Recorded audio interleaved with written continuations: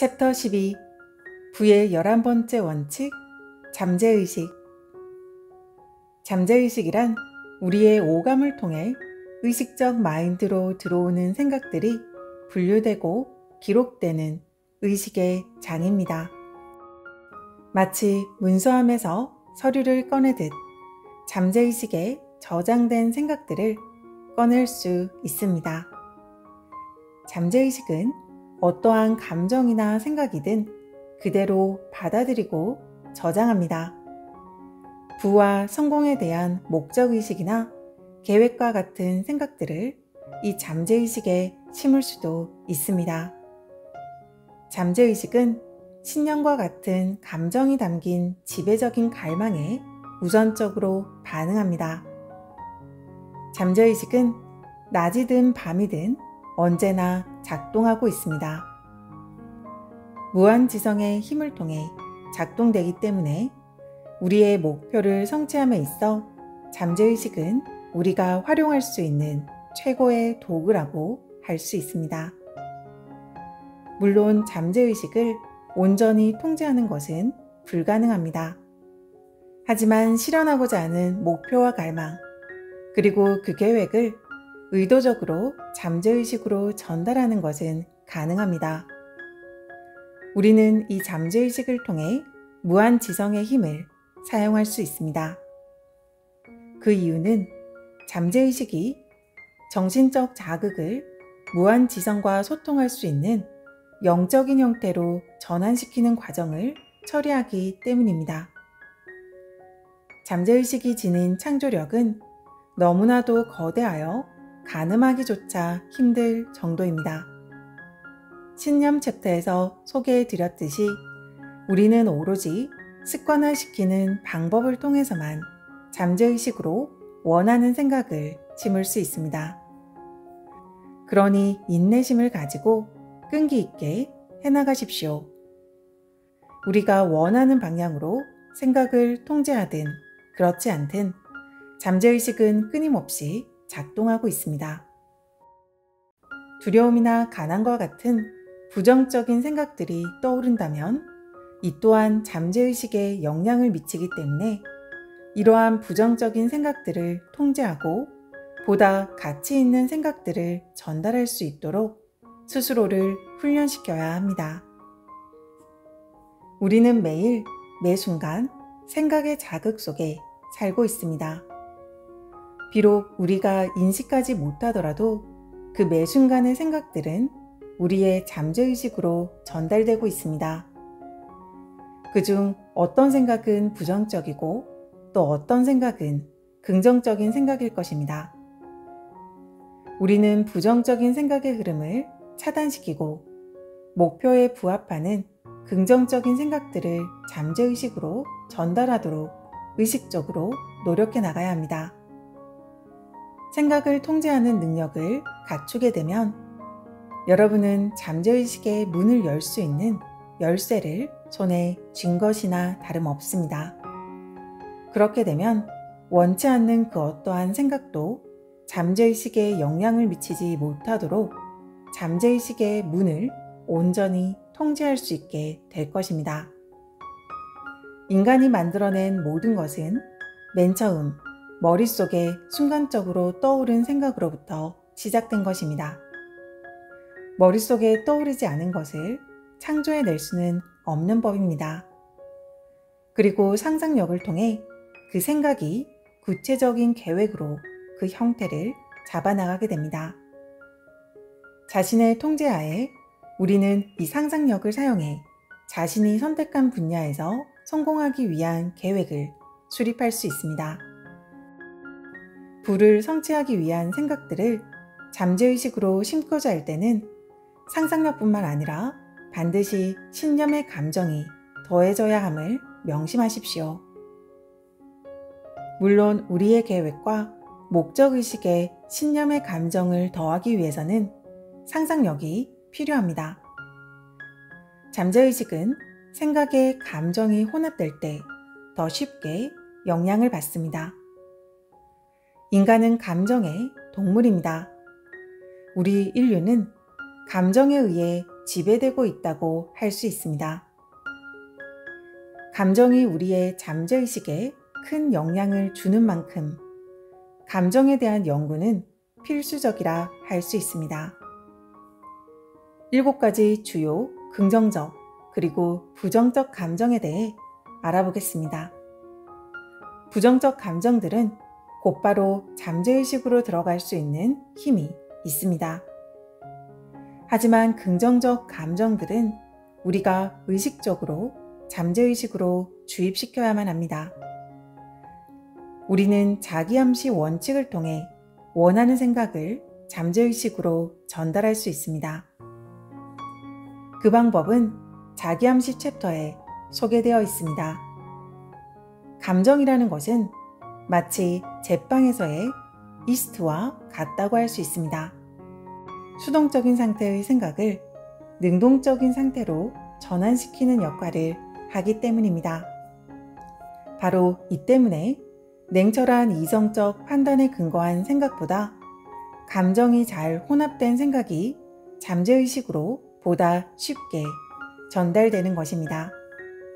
따라서 잠재의식에 접근하는 방법을 이해하는 것은 매우 중요합니다. 먼저 잠재의식과 소통 가능한 언어로 전달해야 합니다. 그렇지 않으면 잠재의식은 결코 귀를 기울이지 않을 것입니다. 잠재의식과 소통할 수 있는 최상의 언어는 바로 감정입니다. 자, 이제 7가지 주요 긍정적 감정과 부정적 감정들을 소개해 드리겠습니다. 잠재의식과 소통하기 위해서는 긍정적 감정을 적극적으로 활용하고 부정적 감정은 피해야 합니다. 7가지 주요 긍정적 감정은 다음과 같습니다. 갈망, 신념, 사랑, 성에너지, 열정, 로맨스, 희망. 물론 다른 긍정적인 감정들도 있지만 이 7가지 감정들이 창조력에 있어 가장 강력하고 일반적으로 가장 많이 사용되는 감정들입니다. 이 7가지 감정들을 마스터하십시오. 실천을 통해 사용함으로써 마스터할 수 있습니다. 물론 여러분에게 보다 적합한 다른 긍정적인 감정들을 사용하셔도 좋습니다. 우리는 지금 머니마인드를 개발시키기 위한 목적으로 이 긍정적인 감정을 불러일으킨다는 것을 명심하십시오. 부정적 감정들로 가득 차 있는 사람은 결코 머니마인드를 가질 수 없습니다. 7가지 주요 부정적 감정 요소는 다음과 같습니다. 두려움, 질투, 증오, 복수, 탐욕, 미신, 분노. 긍정적 감정과 부정적 감정은 동시에 공존할 수 없습니다. 긍정적 감정 또는 부정적 감정 둘 중 하나만 자리할 수 있습니다. 따라서 우리 마인드에 긍정적 감정이 우세하게 자리 잡을 수 있도록 만드는 것은 바로 우리의 책임입니다. 습관의 법칙을 활용하십시오. 긍정적인 감정들을 불러일으켜 활용하는 습관을 형성하십시오. 습관화가 되면 긍정적인 생각이 우리의 마음에 온전히 자리하게 되어 부정적인 생각은 들어올 틈이 없어지게 됩니다. 잠재의식을 통제하는 방법은 이 지침 그대로 꾸준히 실천하는 방법밖에 없습니다. 단 하나의 부정적 생각만으로도 잠재의식에 큰 악영향을 끼칠 수 있습니다. 대부분의 사람들은 실패에 직면하고 나서 비로소 기도하기 시작합니다. 하지만 실패를 겪고 나서 기도를 시작하는 사람은 이미 자신의 마인드가 두려움과 의심으로 가득 차 있기 때문에 잠재의식이 그 두려움과 의심의 감정에 반응하게 되고 그 감정이 무한지성으로 전달되게 됩니다. 그리고 그 감정을 전달받은 무한지성 또한 그 감정에 따라 작동하기 시작합니다. 원하는 것을 갖기 위해 기도를 할 때 그것을 가지지 못할 것이라는 두려움이 마음속에 있거나 자신의 기도가 이루어지지 않을 것이라는 생각을 하면서 기도를 한다면 그 기도는 그저 헛된 것일 뿐입니다. 자신의 기도가 이루어진 경험이 있다면 그때의 기억을 떠올려 보십시오. 기도하던 당시 어떠한 마음 상태였는지 상기시켜 보십시오. 이러한 경험을 하신 분들은 이 법칙이 단순한 이론을 넘어선 진리를 담고 있음을 알게 되실 겁니다. 미래에는 이러한 법칙들을 가르치는 교육기관이 등장할 것입니다. 어쩌면 기도 또한 과학으로 분류되는 때가 올 수도 있을 것입니다. 그때가 되면 두려움의 마음 상태로 우주적 마인드와 소통하는 이는 없을 것입니다. 왜냐하면 두려움이라는 감정은 더 이상 존재하지 않게 될 것이기 때문입니다. 무지나 미신, 거짓된 가르침 또한 사라질 것입니다. 그리고 우리 자신이 곧 무한지성의 일부임을 자각하게 될 것입니다. 지금은 극히 소수의 사람만이 이 사실을 알고 있습니다. 이러한 미래의 모습이 너무 터무니없이 느껴진다면 우리 인류의 역사를 돌이켜 보십시오. 번개가 신의 분노라고 여기던 때가 100년도 채 되지 않았습니다. 신념의 힘 덕분에 인류는 그 번개를 활용하여 거기에서 얻은 지식을 산업의 기반으로 사용하고 있습니다. 우주 행성 사이의 공간에는 아무것도 존재하지 않는 빈 공간이라고 믿었던 때가 불과 100년도 되지 않았습니다. 마찬가지로 신념의 힘을 통해 인류는 그 공간이 비어있지 않으며 빠르게 진동하는 에너지의 형태로 우주를 채우고 있다는 사실을 발견했습니다. 활발하게 진동하고 있는 이 에너지가 모든 물질의 원자뿐만 아니라 우주 곳곳을 가득 채우고 있으며 이 에너지에 의해 우리 개개인의 두뇌가 하나로 연결되어 있다는 사실도 발견했습니다. 유한한 인간의 마인드와 무한 지성 사이에는 톨게이트가 없습니다. 무한 지성과의 소통에 그 어떠한 비용도 발생하지 않습니다. 다만 인내와 신념, 끈기와 이해, 그리고 소통하고자 하는 진정한 갈망만이 필요할 뿐입니다. 무한 지성과의 소통은 오로지 자신의 내면을 통해서만 이루어질 수 있습니다. 다른 사람이 대신 기도해 줄 수는 없는 법입니다. 대리인을 통해서는 결코 무한지성과 소통할 수 없습니다. 직접적으로 소통하거나 또는 무한지성과의 소통을 포기하는 방법밖에 없습니다. 무한지성으로 전달하고 싶은 생각은 반드시 무한지성의 언어로 변환시키는 과정을 거쳐야 합니다. 우리는 잠재의식을 통해 해당 언어로 변환시킬 수 있습니다. 무한지성과 소통하는 방법은 라디오를 통해 소리의 파장을 전송하는 방법과 상당히 비슷합니다.